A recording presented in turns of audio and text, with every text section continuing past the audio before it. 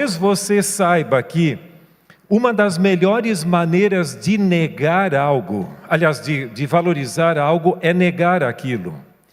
E eu gostei muito que Augustus Hopkins Strong, na sua teologia sistemática, diz o seguinte: uma das melhores formas de nós valorizarmos a Trindade é negar a Trindade.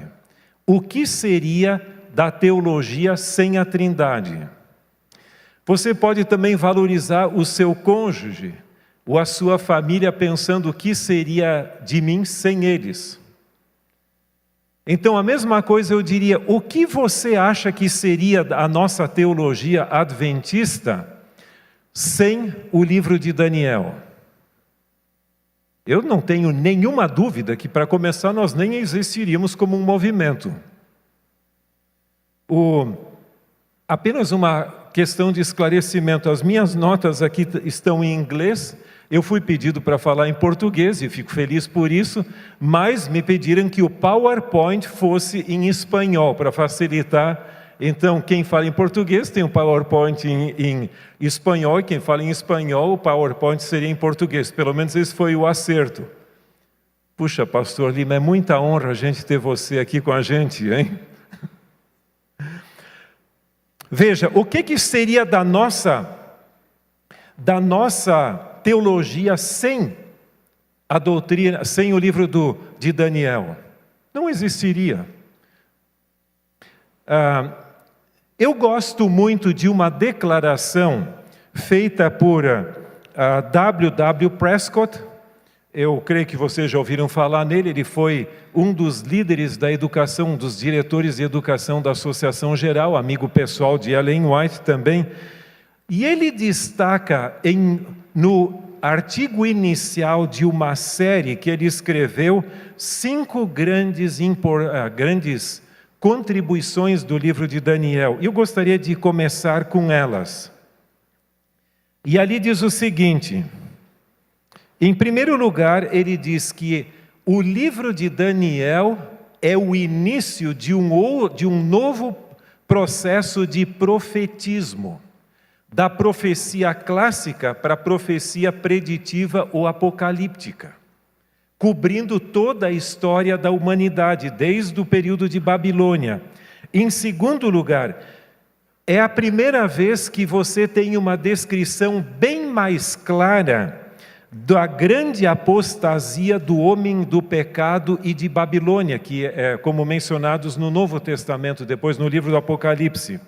Ele também diz que é o primeiro lugar onde o tempo da vinda do Messias e também do momento em que ele seria cortado ou seria morto aparece ali. Tanto é que isso é um enigma para os judeus até, como explicar isso. Em quarto lugar, é o começo da grande expectativa, ou da grande expiação antitípica. E além disso, também do reino, quando será o reino e o domínio dado ao Filho do Homem a favor dos santos. Caramba, se você pegar essas grandes linhas que fluem através do livro de Daniel, isso tem um significado fundamental para a fé cristã adventista. Não é sem motivo que os nossos evangelistas, eles usavam nos seus diagramas proféticos a estátua de Nabucodonosor, ali no sonho, e também alguns animais, sendo complementado depois com alguns elementos do livro do Apocalipse. Então, ele tinha um papel preponderante. Eu não sei, hoje as coisas mudaram bastante, em alguns lugares pelo menos, mas no passado, normalmente, evangelistas e pessoas que davam estudos bíblicos podiam mencionar a Bíblia, mas a primeira coisa que eles tratavam o que era?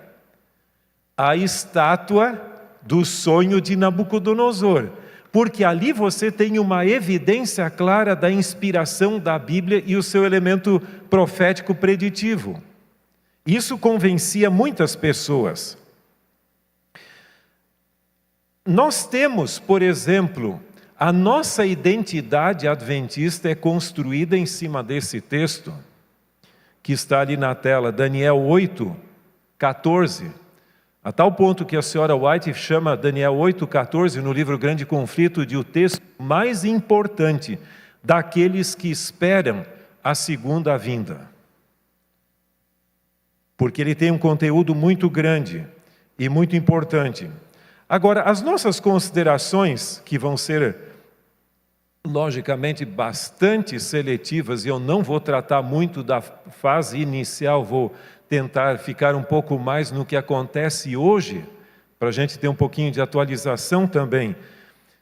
Eu vou tratar da nossa história em 5 grandes períodos, e que estão ali. O primeiro deles eu chamo das interpretações mileritas e dos adventistas observadores do sábado. Não adventistas, você sabe que a gente não chama de adventistas do sétimo dia até que o nome foi escolhido. Então, adventistas sabatistas ou adventistas observadores do sábado é a nomenclatura que a gente usa até que o nome foi escolhido. Então, são os primórdios ali. Depois, a era de predomínio das ideias de Uriah Smith. Depois, a era do comentário bíblico adventista, que graças a Deus nós temos em português agora. E também os desafios apotelesmáticos. E no devido tempo a gente vai tratar disso. E o debate sobre a teoria islâmica hoje, que é um tema que está bastante em voga. Vamos começar com a primeira parte. E são as interpretações mileritas e dos adventistas observadores do sábado. Uma coisa que me surpreendeu na minha pesquisa foi algo que eu não tinha pensado antes. Normalmente, quando a gente vai estudar Guilherme Miller, a gente tenta pegar as últimas edições dos seus livros. Aqui são, logicamente, a interpretação madura dele, depois de algumas revisões. Mas nesse livro que está ali, e você encontra isso também disponível na internet, se você quiser acessar aquilo que se chama Adventist Digital Library, e ali você tem muitos documentos originais. Você tem o primeiro livro que ele publicou. Em realidade, são poucas páginas, não é muito extenso, e é esse que você tem a folha de rosto ali projetada, de 1833. Lembra que o movimento milerita nem existia então. Isso foi logo depois do período em que ele começou a pregar. Ele começou a pregar em 1831. Depois ele escreveu uma série de artigos que foram publicados, e parte desse conteúdo publicado nesse livro, e que é bem diferente do padrão depois. E a gente distingue esse porque a palavra evidência está no plural e não no singular. Então é um livro distinto. Mas é incrível o que ele fala das profecias de Daniel 2, Daniel 7 e 8, e depois 11 e 12 nesse livro. Por exemplo, nesse livro, ele não só coloca essa base que nós conhecemos da sequência dos impérios, mas ele já fala do chifre pequeno como tendo 2 fases.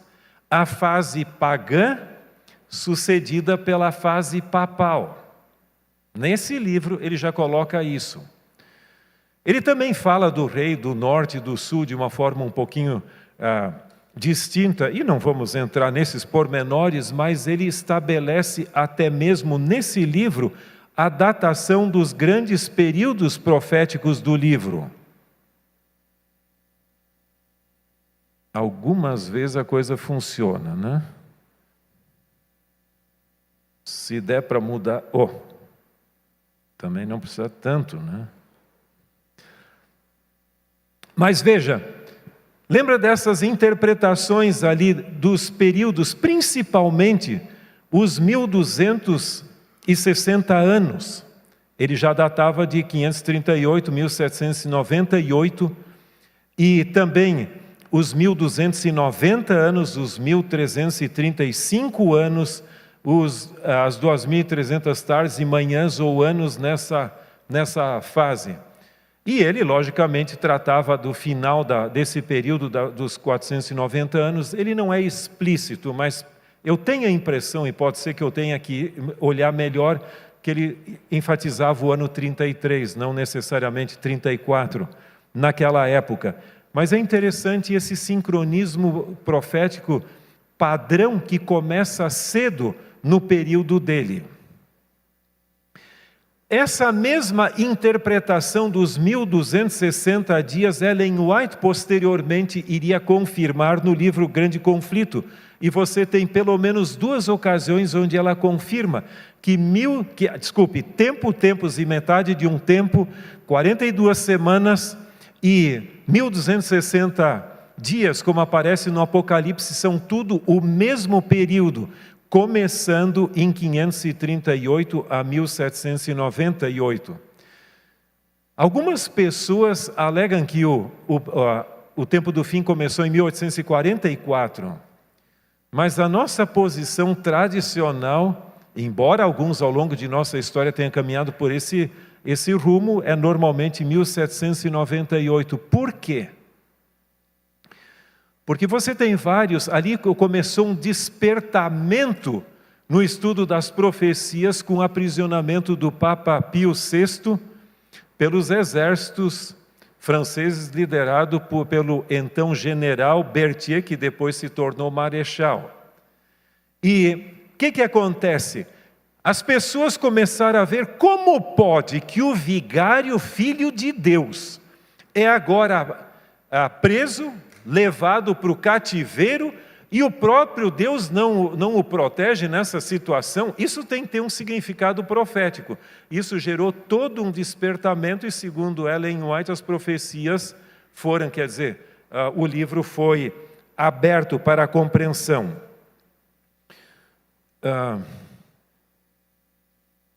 São 39 minutos, acho que mudou agora o tempo, né?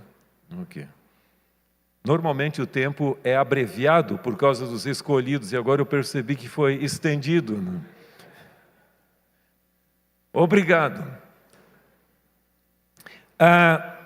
Essa questão das interpretações ali, o nosso amigo Guilherme Miller, ele cria que o santuário seria purificado com a segunda vinda de Cristo, quando a igreja seria libertada, ela seria purificada com a segunda vinda de Cristo e vindicada da opressão desse poder que gera abominação. Interessante que nesse livro Guilherme Miller já usava a expressão abominação que gera desolação.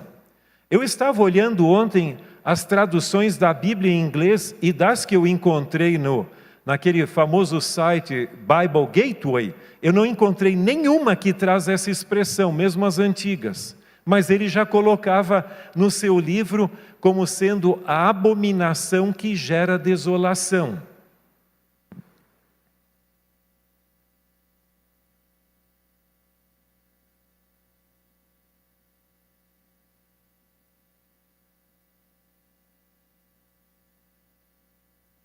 Vamos ficar com esse aqui.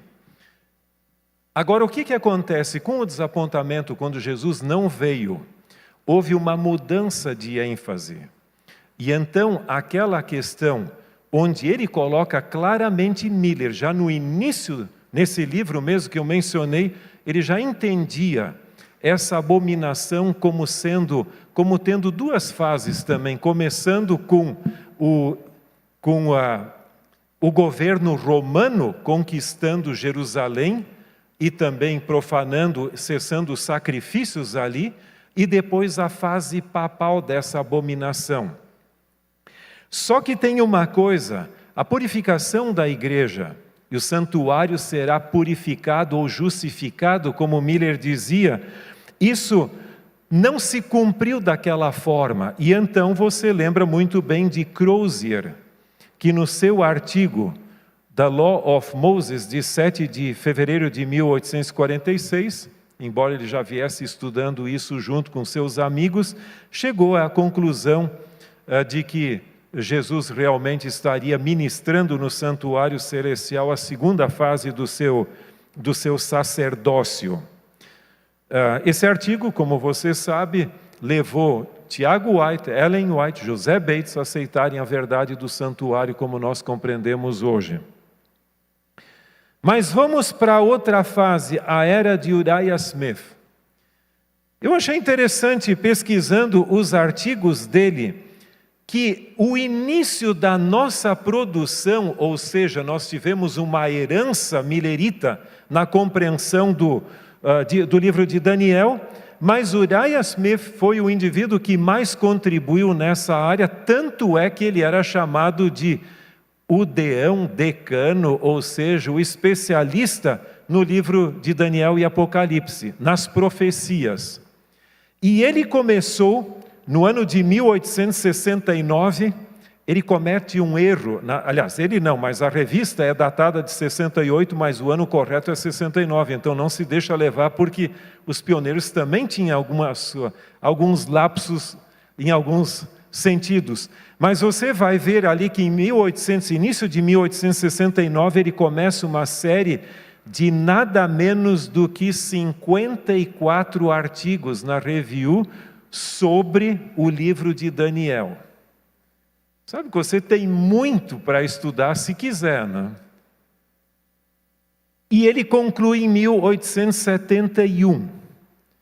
Eu gostei muito, eu não li tudo isso, mas o último artigo dele, ele diz assim: nós precisamos não só aprender de Daniel, o que ele tem a nos ensinar no seu livro, mas deveríamos também imitar o seu caráter, a maneira de ser de Daniel. Isso até me lembrou aquele hino, né? Como ser como Daniel, não é isso? Vocês lembram daquele hino? E é muito bonito como ele termina num tom bem espiritual, as suas considerações. Depois, saiu publicado, no ano de 1873, na forma de livro. Essa série de 54 artigos, ele não avançou com eles assim, direto. De vez em quando haviam interrupções, e uma ocasião ele chega até a Review e diz o seguinte: Tiago White estava tão ocupado com tantas coisas que ele teve que deixar de lado, me refiro a Uriah Smith, para ajudar Tiago White, e teve que interromper a sua série. Naquela época os pioneiros também tinham muitas ocupações, não é só você e eu, né? E ali sai o primeiro livro, 1873, de Daniel, e você vai ver que o título dele aparece e depois foi modificado.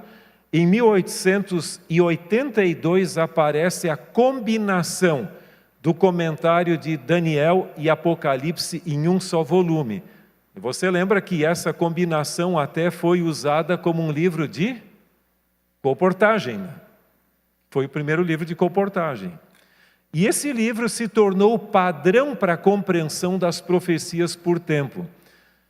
Você já deve ter ouvido falar que Uriah Smith era bastante literalista. Muita coisa boa, mas ele também foi o indivíduo que confirmou, que mais colocou em notoriedade a ideia de Turquia, do papel da Turquia nas profecias, e principalmente como a questão do rei do sul também. E lógico, a Turquia era muito interessante porque é Istambul, por exemplo, a cidade dos dois continentes, né? E com um papel preponderante. Mas o período dele se estendeu bastante, e até hoje tem pessoas que seguem a Uriah Smith bem de perto. O livro de Daniel também recebeu um pouco de atenção em 1888. Lembram que até havia aquele confronto um pouco entre os hunos e os alemanos ali, quem era desse grupo ou daquele, entre Uriah Smith e A.T. Jones e assim por diante. Mas nós temos também um livro muito importante que saiu em alemão, de Ludwig, ou Luiz, como você quiser chamar, Conrad. Lembra que era o grande líder da igreja na Europa. E ele se tornou adventista, estudou lá em Battle Creek, e inclusive ele foi aluno de Uriah Smith, mas ele mudou um pouquinho a posição ali e ele entra mais no lado do papel do papado lá em Daniel 11, assim por diante. Mas foi um livro grosso e bastante influente, pelo menos entre as pessoas de língua alemã, e lembram que ele até visitou aqui a América do Sul, ele esteve no Rio de Janeiro. Eu não lembro bem exatamente, eu não fui atrás da trajetória dele, eu acho que o Renato Stencil estudou um pouquinho isso, mas esteve no Rio de Janeiro, em Pelotas, e depois foi para a Argentina. O Victor Casale uma vez me disse, que alguns conhecem, que foi diretor do Centro White ali, que algumas pessoas que têm dificuldade com Ellen White na Argentina, ainda são fruto daquela reticência que ele tinha para com Ellen White. Por algumas razões. Em primeiro lugar, era uma mulher. Em segundo lugar, ela era americana. E ele tinha as suas preferências bastante... Ele tinha um certo nacionalismo alemão bastante acentuado. Tanto é que ele até cria que algumas das profecias, principalmente as 3 mensagens angélicas, já começaram a ser pregadas lá na sua querida Alemanha por Lutero e os reformadores. Eu me deparei até, vocês sabem que nós acabamos de publicar, saiu recentemente o livro, a compilação sobre as 3 mensagens angélicas. E no prefácio que eu ajudei a redigir junto com um colega, eu coloquei uma citação muito interessante, não sei se você já pensou nisso antes, de um comentarista do Apocalipse, aliás, do Apocalipse, acho que é britânico, não, desculpe, escocês. E ele diz o seguinte: os reformadores não poderiam ter pregado as 3 mensagens angélicas por uma razão. Isso é muito interessante porque até lá Rondel uma vez me mandou uma carta perguntando: Alberto, você não crê que os reformadores já pregaram as 3 mensagens angélicas? E o argumento desse comentarista escocês do século XVIII, ele diz assim: porque a expectativa da primeira mensagem angélica é global, a toda nação, tribo, língua e povo. Entendeu? E a reforma protestante nem cobriu toda a Europa. Você sabe que até D'Albinê diz ali que Portugal ficou, enquanto os outros países do norte estavam envolvidos com a reforma, o sul, Portugal, ficou alheio a tudo porque estava interessado nas suas navegações. Então não há como fazer cumprir, a não ser que você não tome a sério essa expectativa global da primeira mensagem angélica. Portanto, a teoria do nosso amigo Conrad não é tão significativa. Esse indivíduo, que eu entendo também ser australiano, o Fletcher, ele nesse livro, esse camarada foi um dissidente da igreja, começou a contestar também a nossa interpretação de Daniel. Eu só estou mencionando aqui sem entrar em detalhes, porque não nos interessa muito esse assunto. Mas nós temos depois a era do comentário bíblico adventista. Isso foi um processo, a produção do comentário. E uma coisa muito interessante em relação com o comentário é que ele não gerou polêmica praticamente. Quase todos os livros geram um pouco de polêmica. Tem aqueles que gostam e os que não gostam. E por que não? Eu creio que por 2 razões. Em primeiro lugar, não foi um projeto oficial da Associação Geral, mas foi de uma editora, da Review. Em segundo lugar, ele não se posiciona dogmaticamente em cada ponto. Então, quando tem mais de uma interpretação, ele não se alinha numa, mas simplesmente ele coloca as 2 posições. Não sei se você já viu sobre os 144 mil. Ele põe, pode ser literal, pode ser simbólico. Isso é muito interessante para não se tornar dogmático, mas ao mesmo tempo, uma vez o Dr. Gerhard Hasel me disse que, na opinião dele, o comentário bíblico foi a primeira expressão do pluralismo adventista. onde você pode ter isso, pode ter aquilo. E assim você vai tendo esse joguinho de cintura, né? Mas aí é outra história. Você pode concordar ou não, pelo menos ele falou.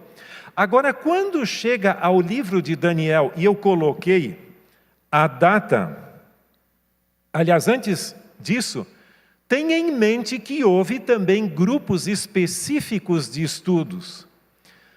A comissão de pesquisa bíblica, naquela que é a precursora do Instituto de Pesquisas Bíblicas, nomeou uma comissão para estudar Daniel 11. E ali, nós não vamos tratar disso, e por favor não me pergunte sobre isso, senão a coisa é longa. Mas você que se tiver interesse, você pode dar uma olhada na revista Ministry, de março de 1954, nas páginas 22 a 27, você tem o relatório dessa comissão, porque foram apresentados várias monografias e depois a comissão chegou a uma síntese. E a síntese de toda a discussão está nesse artigo aqui que compensa ser lido. Então, dando parâmetros para a interpretação disso, e lembre-se que é no ano anterior a publicação do volume 4, que saiu no ano seguinte. Talvez a título de curiosidade lhe interessaria saber quem escreveu o comentário de Daniel. Há um artigo introdutório, não junto ao livro, mas no início do volume 4, que é sobre a história das interpretações de Daniel. E esse artigo não assinado, ele foi escrito por Leroy Froom, o mesmo autor da Fé Profética dos Nossos Pais. Por sua vez, os capítulos 1, 3 a 6, ou seja, de natureza histórica, foram escritos, os comentários, por ninguém outro do que o famoso Dr. Siegfried Horn, o pai da arqueologia adventista. E por sua vez, os capítulos 2, profético, no caso, 2 e 7 a 9, por William Murdoch. Quem passou pela Andrews sabe que até a escola lá, Ruth Murdoch, eu entendo que será a esposa dele, mas ele foi do seminário. E dos capítulos 10 a 12 por William Hilgert. Eu vi certa vez esse indivíduo falar. Lamentavelmente, ele estudou em boas escolas por aí afora, e um dia ele, estando na Andrews como professor, ele entregou, ele e a esposa, que os dois eram professores, teólogos, eles entregaram a credencial, e eu acho que foi, não sei se 2 ou 3 anos depois, ele foi ordenado como pastor presbiteriano. E continuou. Então, sabe que algumas pessoas não conseguem digerir a exposição a diferentes ideias, muitas vezes, e perdem o referencial, e esse foi um deles. E a palestra que eu vi esse indivíduo proferir foi sobre a ideia, a uma teoria chamada When Prophecy Fails, de Festinger, um teólogo, quer dizer, alguns historiadores. Quando a profecia falha, então se coloca lá no sobrenatural que não pode ser verificável. E ele colocou isso como sendo a característica do adventismo com a doutrina do santuário. Só que a teoria do Festinger já foi refutada, mas ele ainda continuava com essa ideia na década de 1990. O comentário se tornou o novo padrão de interpretação, praticamente compreensão do livro, embora pessoas continuassem com Uriah Smith. Então não encare essas fases como sendo de substituição, mas de acréscimo de alguma coisa, de uma nova ênfase. E foi o caso aqui. No Brasil, aliás, nós temos também o livro Questions on Doctrine. Um dos aspectos um pouquinho contestados é que ele não é muito explícito nessa questão do chifre pequeno, e aquela questão foi um pouquinho mais ameno nesse diálogo, um pouco ecumênico ali. Mas nós temos também aqui no Brasil algumas pessoas mais mais experientes, não vamos dizer mais antigas, mas mais experientes, eles se beneficiaram bastante desse comentário do pastor Araceli Melo, que ele mesmo havia publicado, não impresso, mas no Rio de Janeiro, e foi um material bastante útil para algumas pessoas, e nesse ele coloca o rei do norte como, aliás, o rei do norte como a Turquia e o rei do sul como Egito. Mas, nesse período que nós estamos abordando, começou a surgir no cenário um indivíduo que recebeu muita atenção. E as iniciais dele são Desmond Ford. Alguns que conhecem, às vezes eu falava isso em sala de aula, as iniciais são e você acaba colocando o nome completo, né? Mas Desmond Ford, ele se tornou, algumas pessoas perguntam por que ele recebeu tanta atenção em Glacier-View? E eu não recebo nenhuma atenção, eu tenho a minha heresia aqui, ninguém me dá a maior, né? Mas a questão é muito simples.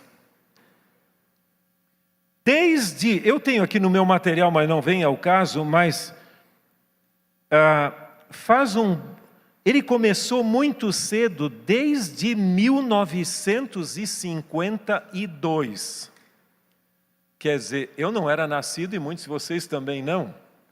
1952, ele começou na revista Signs of the Times, na Austrália, a ter uma coluna respondendo a perguntas sobre os mais variados temas bíblicos.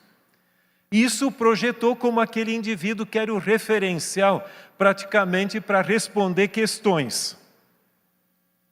Então, isso ajudou a projetá-lo. Depois, no ano de 1973, como vocês têm ali na tela, ele teve uma série significativa sobre Daniel de 15 partes, publicadas em 4 números da revista. Isso significa que cada número já tinha mais de uma parte dessa série. Muito interessante, e foi usada em campanhas evangelísticas como um referencial evangelístico para a interpretação de Daniel. Então ele passou a ser considerado uma autoridade. Em 1974, ele publicou na revista Ministry, em inglês, nos Estados Unidos, a revista da Associação Geral para Pastores, uma série de 12 artigos sobre Daniel. Isso é muita coisa. Cada mês tinha um artigo dele sobre Daniel.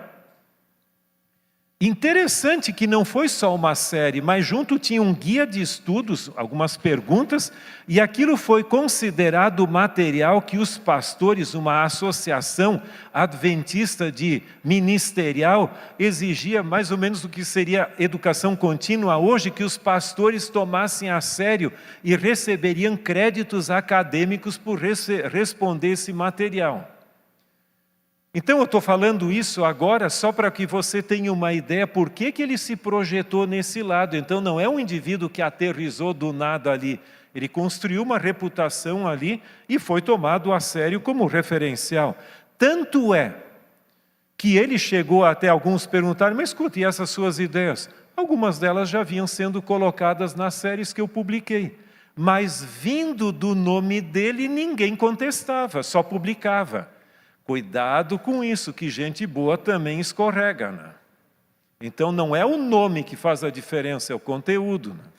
Por isso que eu gosto muito de uma declaração atribuída aos reformadores e ao pensamento e de Lutero, que um pastor é digno de consideração e sua autoridade não é derivada de sua ordenação ou da função que ele exerce, mas de sua lealdade à palavra. Então, a minha autoridade ministerial não é inerente a mim mesmo, mas é derivada da minha lealdade à palavra. E independente de quem for, não entre nessa ideia de que o indivíduo virou infalível, porque conhece muito, ele já não vai falhar. Agora vem 2 pontos que são os 2 finais que eu gostaria de gastar um pouco mais de tempo, porque que são importantes. Agora, antes de fazê-lo, deixa-me só mencionar que o título dessa fase eu coloquei como Desafios Apotelesmáticos. E pessoalmente eu acho que é um assunto muito importante, porque normalmente a gente enfatiza um lado da moeda e esquece que ele tem o outro lado, que não é tratado em conjunto com esse. O que é o método apotelesmático? O método apotelesmático é que uma profecia bíblica pode ter 2 ou mais, normalmente mais até, mas 2 ou mais cumprimentos. Então não um só. Lógico que você tem tipologia na Escritura, você tem aplicações ali como, por exemplo, aquele texto, a virgem conceberá e dará à luz um filho, que tinha uma aplicação local e depois é aplicado por Mateus também a Cristo e assim por diante. O problema complica quando você usa esse método para a compreensão das profecias apocalípticas, que são fruto da presença de Deus e não diretamente vinculado à atuação humana com um relacionamento de pacto, concerto, aliança, como você quiser chamar isso. Então, veja o seguinte, Desmond Ford justificou a sua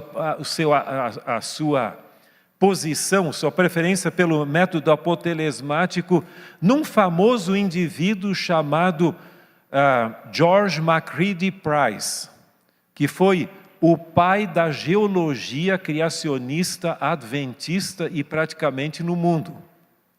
É muito interessante o que um indivíduo fala desse Price.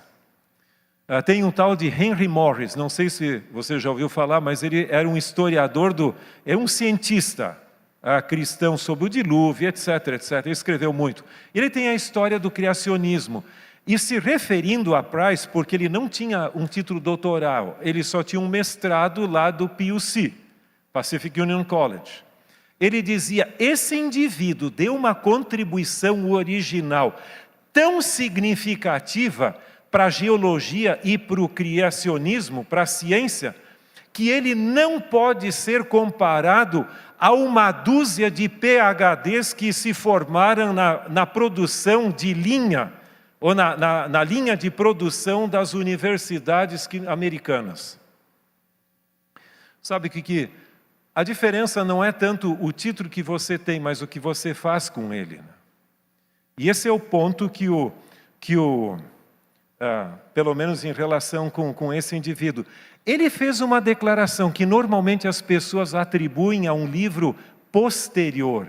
Mas eu encontrei essa declaração já em 1939 num artigo, onde ele fala, pessoas usam o método apotelesmático e em relação a várias pessoas, e aí ele diz o seguinte, nós poderíamos dizer que o chifre pequeno de Daniel 8 se cumpriu parcialmente e de maneira muito imperfeita em Antíoco Epifânio. Mas depois ele coloca de uma maneira muito mais completa e precisa no papado.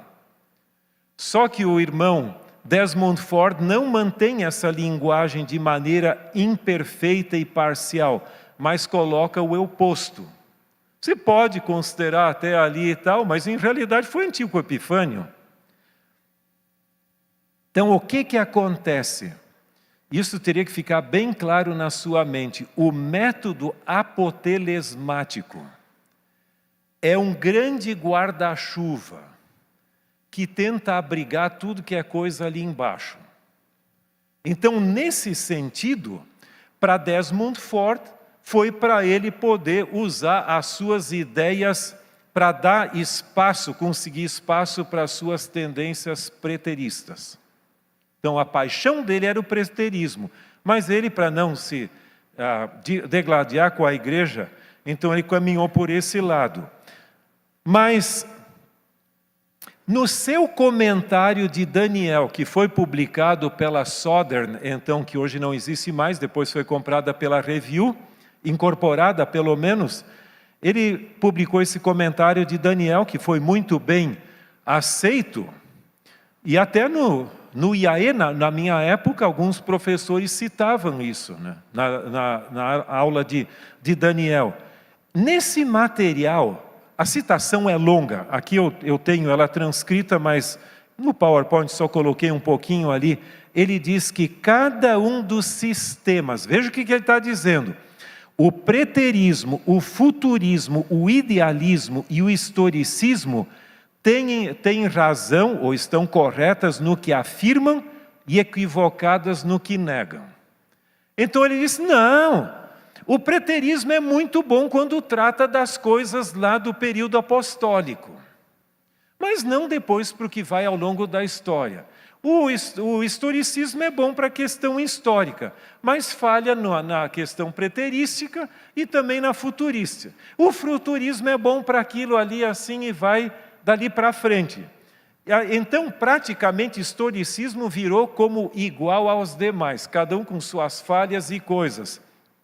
E não que o historicismo teria a sua dimensão do passado, do presente e do futuro, englobando como se as outras escolas é que teriam essa questão.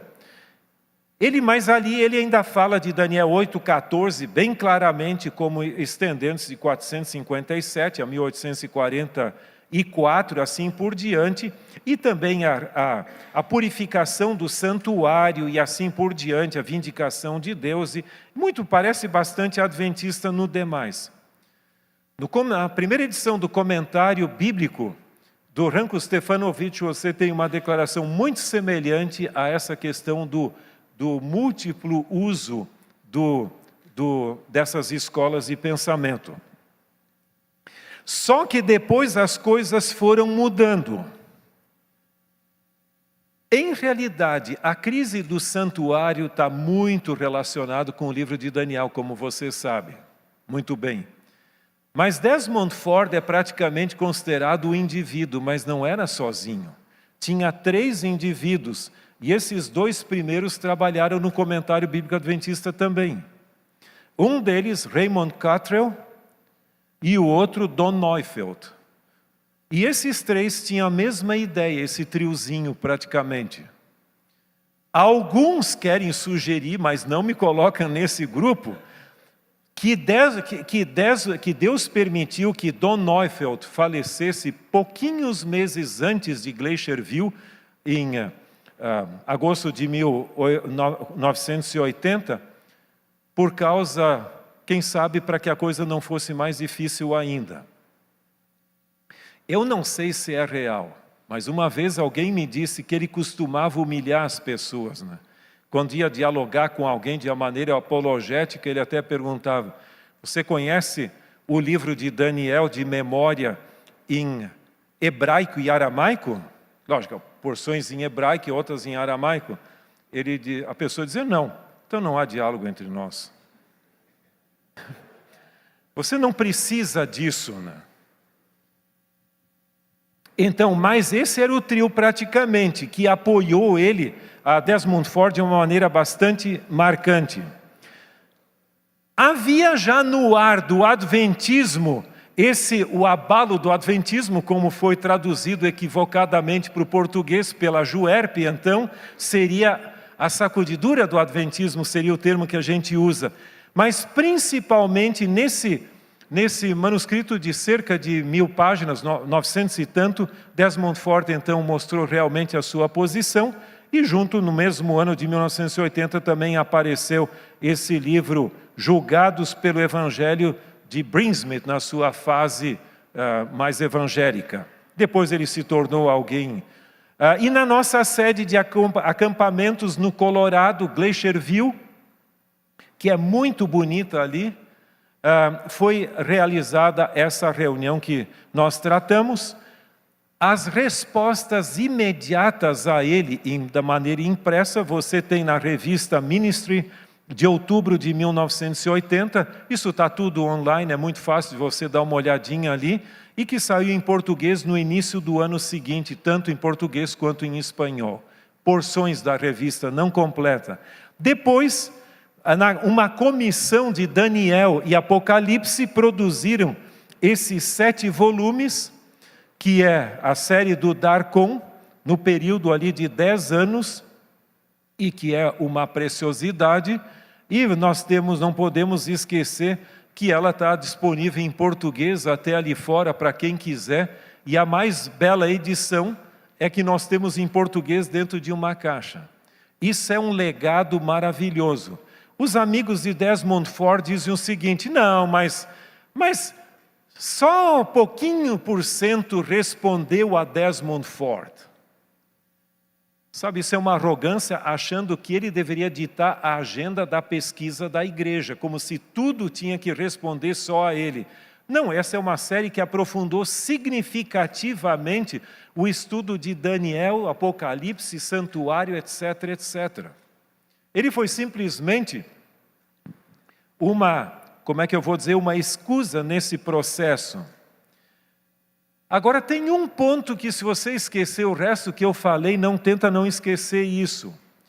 O princípio apotelesmático, como eu falei, foi o guarda-chuva não só para o preterismo, tentando jogar as profecias lá para o futuro, para o passado, mas também para o futuro.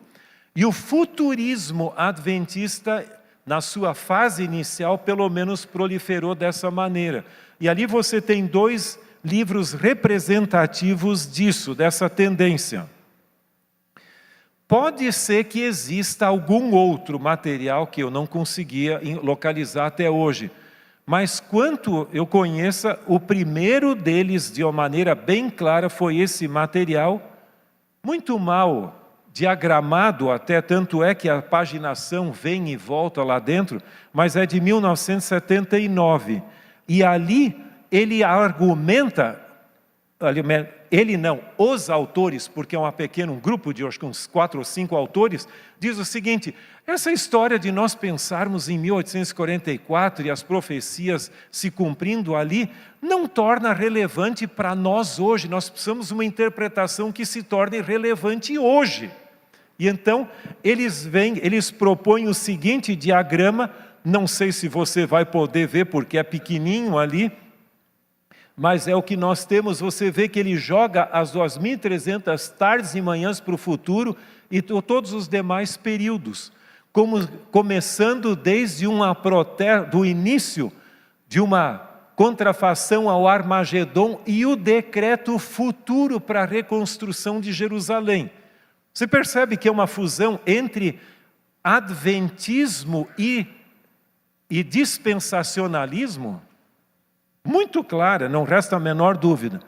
Mas o livro padrão, que eu não coloquei ali, é aquele que eu mencionei junto com o Desmond Ford, que é aquele To Him Be the Glory. Um pregador brasileiro muito conhecido, ele se abeberou bastante no conteúdo desse livro, Give Glory to Him, de Hauser.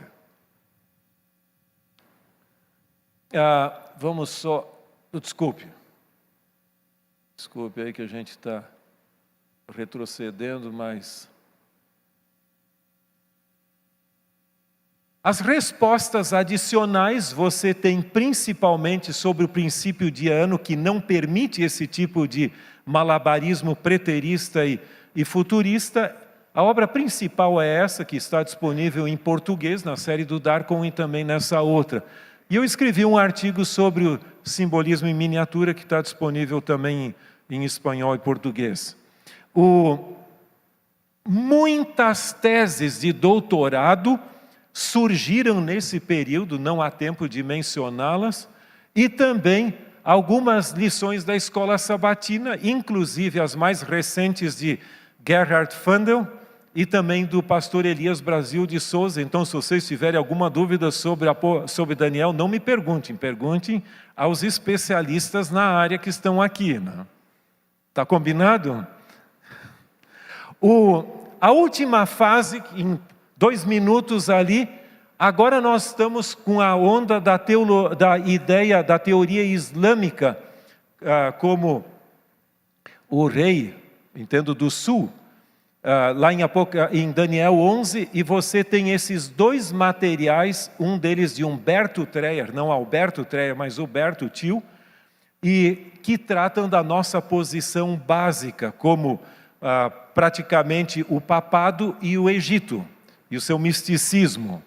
Mas esses dois materiais que estão na tela foram os que propagaram a teologia e a ideia, a teoria islâmica, principalmente aquele livro publicado pela Review, o primeiro ali, que tem mais 2 edições pelo menos, e esse outro de Roy Gain, que foi publicado primeiro como um artigo em 2016 e depois 2018 como esse livrinho pela IATPA, a nossa editora da Interamérica. Você tem como respostas um material, um release do BRI, que é do Ángel Manuel Rodrigues, e também um livro bem compreensivo de Jacques Ducan. Uma tese de doutorado trata desse assunto no AIAS, e uma outra de um professor lá da Costa Rica, da UNADECA, está escrevendo na Andrews a sua tese também sobre Daniel 11. Então, uma coisa. Você tem várias ideias do Arthur Stelli recentemente sobre as ressurreições de Daniel 12, que gerou uma pequena polêmica na revista Ministry, e você pode dar uma olhada nisso também. E nós temos, entre as muitas contribuições, esses comentários fabulosos aqui de alguém que eu acho que vocês já ouviram falar, não é certo? E que está conosco, o Dr. Alomia, e também gostaria só de acrescentar que ele escreveu o comentário de Daniel nesse comentário bíblico da Andrews do Antigo Testamento. E deixa-me só concluir com uma ideia, que é a seguinte: sabe que uma das estratégias é gastar todo o tempo das perguntas, então você não responde nada, né? Mas eu não vou seguir isso, né? Poxa vida, você captou, você escutou eu falar aqui? Deixa eu só concluir aqui com uma ideia. Sabe que em 1562, Teodoro Beza, que foi o sucessor de Calvino em Genebra, ele teve um diálogo com o Duque de Guisa. Se você leu O Grande Conflito, você deve lembrar desse nome, que foi o encarregado do massacre de São Bartolomeu. E ele disse claramente para esse indivíduo: Senhor, certamente é destino da Igreja de Deus, em cujo nome eu estou falando, suportar os golpes sem contra-atacar. Mas também seria bom nós lembrarmos que ela, ou seja, a igreja, é como uma bigorna que tem gastado muitos martelos. Você já viu essa expressão sendo usada para a Bíblia, né? Que a Bíblia é uma bigorna que gastou muitos martelos.